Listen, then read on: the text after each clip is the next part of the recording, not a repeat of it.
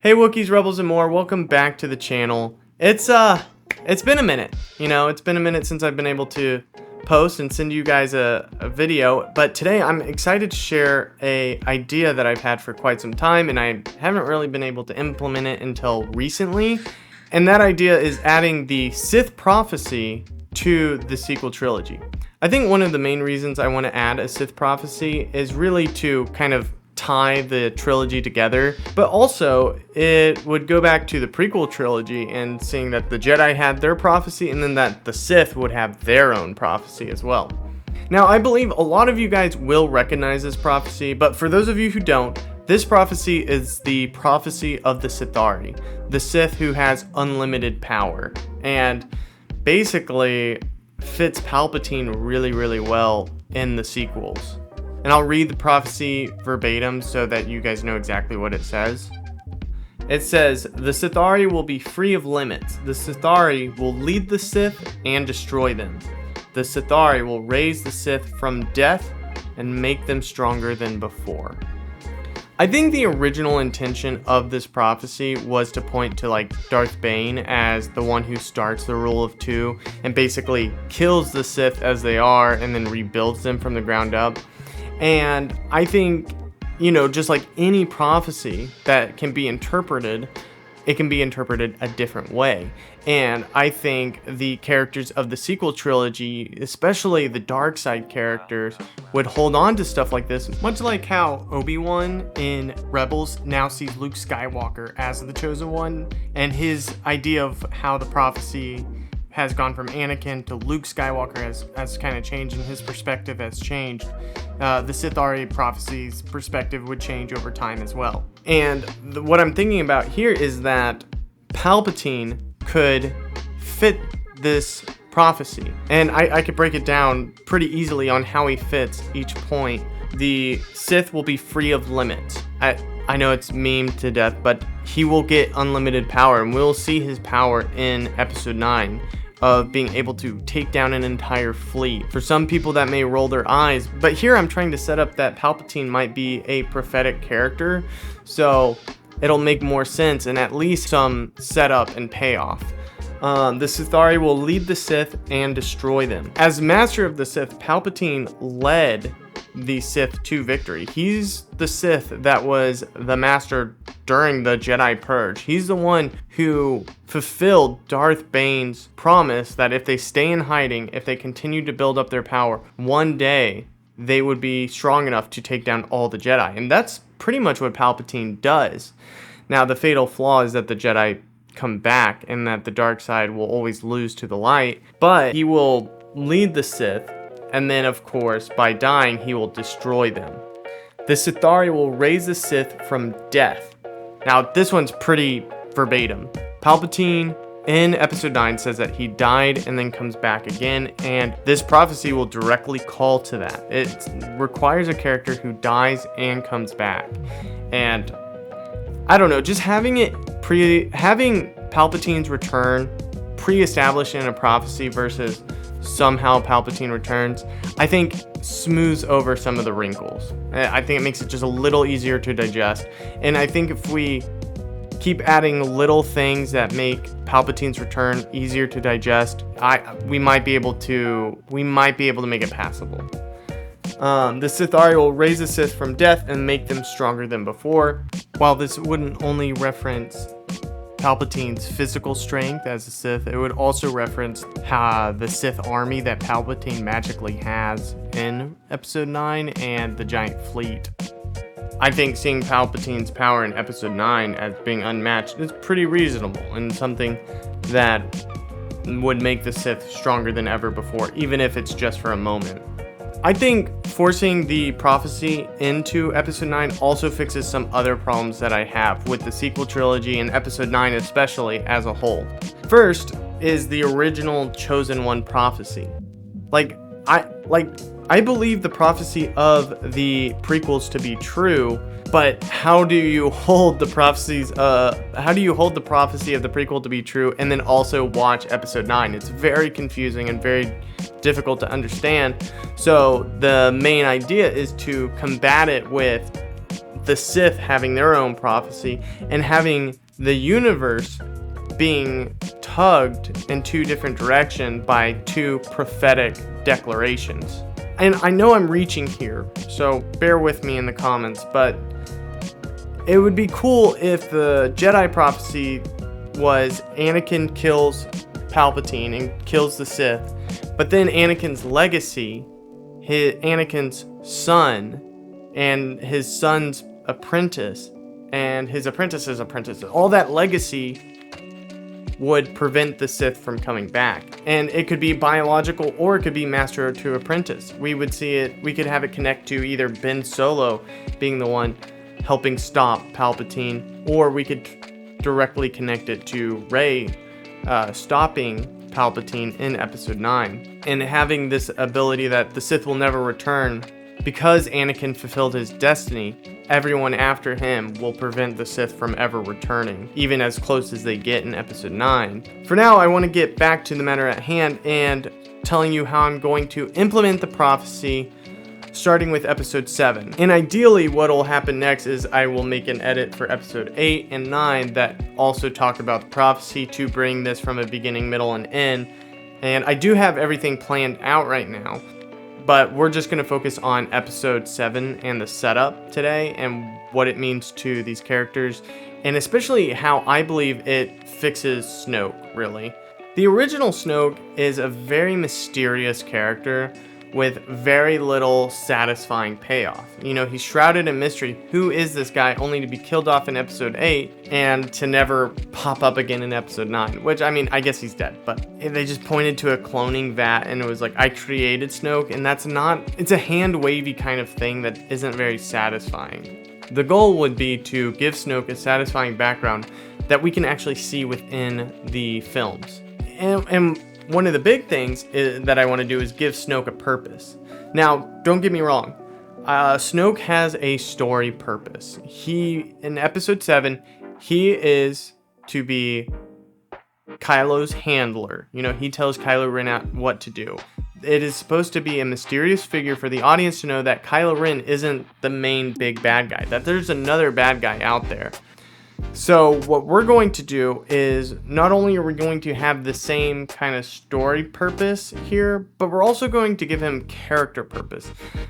If I think about it, what does Snoke as a character want within the confines of the universe? It's very hard to figure it out. I guess he just wants to train Kylo Ren, follow Palpatine's commands, or he is Palpatine. That's also super vague. And to me, to what end? Why? So what we're going to do is we're going to establish a good character for Snoke, that he has an internal motivation, he has goals, and he has objectives that he's trying to achieve.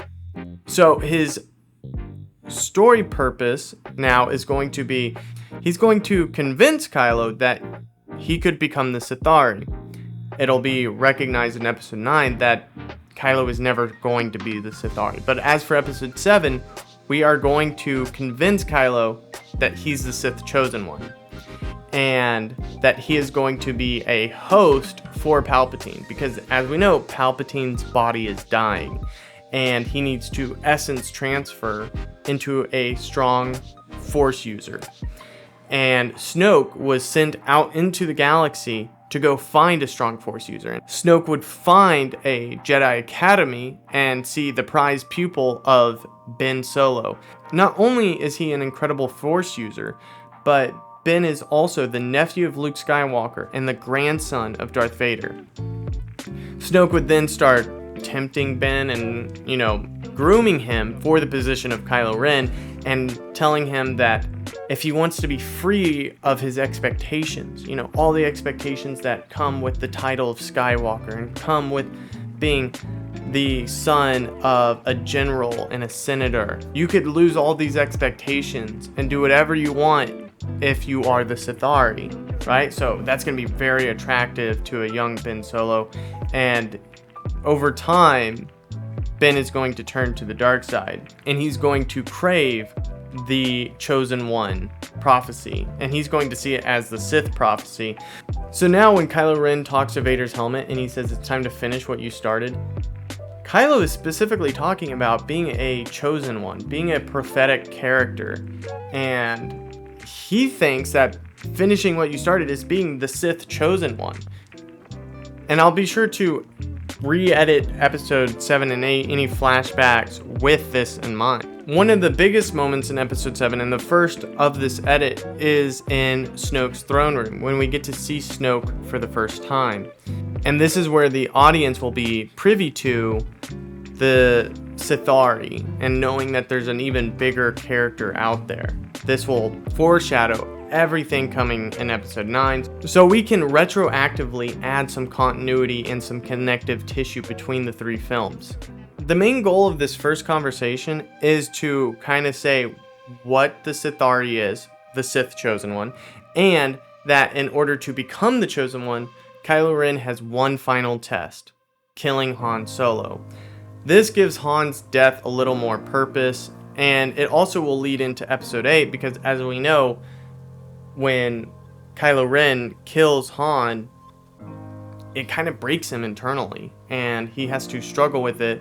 And Snoke is saying that if you kill Han Solo, you will pass the test.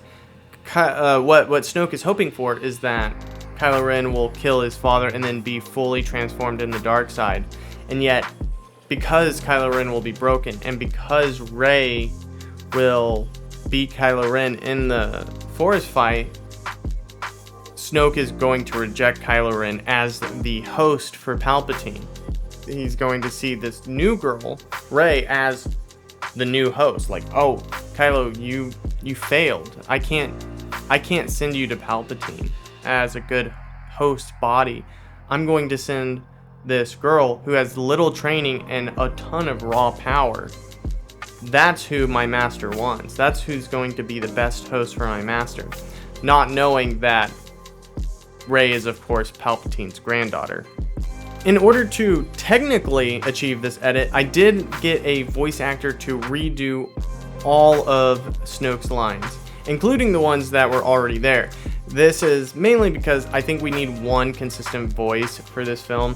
As much as I love the original voice actor of Andy Serkis, I think it's a okay sacrifice to get a new voice actor to redo all of Snoke's lines in order to basically insert a bunch of ADR to fix this scene.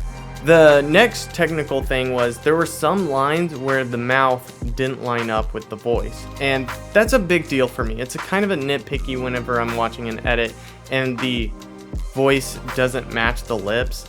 It's really annoying. So one of the things I want to do is come up with some kind of way to hide that if I need to. So for multiple reasons, but mainly this technical one, I have decided to turn Snoke into a hologram. First off, he's already a hologram in this scene, but he was a hyper-realistic hologram. And granted, technology has evolved 30 years, but I know it still rubs some people the wrong way. Personally, it's fine with me, but by doing this, I can have the hologram flicker whenever I need Snoke to say something where the lips don't necessarily line up, and that works out really, really well for making sure that this new dialogue is expressed clearly and that our new story for Snoke is expressed clearly. There was also some other things I can throw in here, some more of my propaganda that I like to put out, such as the Resistance being a part of the New Republic. So in the original cut, Snoke will say, like, the droid will soon be in the hands of the Resistance. Now he says soon the droid will be in the hands of the New Republic, because as leader of the opposition, Snoke recognizes that the Resistance and New Republic are synonymous titles. Also, I cut out that Luke will be the last Jedi, just because he simply won't be the last Jedi, that there's other Jedi out there, and that the Jedi are not on their last leg as they were in the original sequel trilogy. Luke, it was a big deal for Luke to be like the last of his kind within the original trilogy, but within the sequels, he has to build something. Our characters have to build something after they've moved on. And then, of course, the rest of the conversation is all about Snoke tricking Kylo Ren into becoming a host body for Palpatine, saying things like, once you pass this final test, you will be the Sith'ari. Okay, now I'm excited to show you guys this edit, but quickly before I show it to you, I do want to promote the Discord that I built. It's just a small little library of edits that I'm currently working on, a lot of different forum pages that I'm going through. I'm treating it like a interactive journal with you guys, kind of a Patreon, if you will, that's completely free and on Discord, of course. So things like early access to videos will be on the Discord, so I'll post it early on there, including this one. If you're on the Discord, this is out before it's out on YouTube. That's just to get people involved and trying to get more interactions with you guys in a space where we can share ideas. I would love to see some of the stuff that you guys are making. A lot of you guys are very creative re-editors yourself, and of course to share some assets and to make sure any of the edits I make that you can see the high quality versions of these edits without having to deal with like YouTube compression or anything like that. But with all of that said, here is the new Snoke throne room scene for episode 7. Let me know what you think in the comments below. Give me some feedback on what can change here or what we can do moving forward. You guys have some of the best ideas out there, and I really appreciate you guys watching this video. Alright, I'll leave y'all with the clip. The droid will soon be delivered to the New Republic, leading them to the Jedi Master. If Skywalker returns, the new Jedi will rise. Supreme Leader, I take full responsibility. General! Our strategy must now change. The weapon, it is ready. I believe the time has come to use it. We shall destroy the government that supports the Resistance, the Republic. Without their friends to protect them, the Resistance will be vulnerable, and we will stop them before they reach Skywalker. Go. Oversee preparations. Yes, Supreme Leader. The Sith'ari has spoken. The time has come. Yes. There is something more. The final test is aboard the Millennium Falcon. The Sith'ari demands a sacrifice. Han Solo. He means nothing to me. Even you, Master of the Knights of Ren, have never faced such a test. Once the deed is done, you will sit on the throne of the Sith. You will become the chosen one.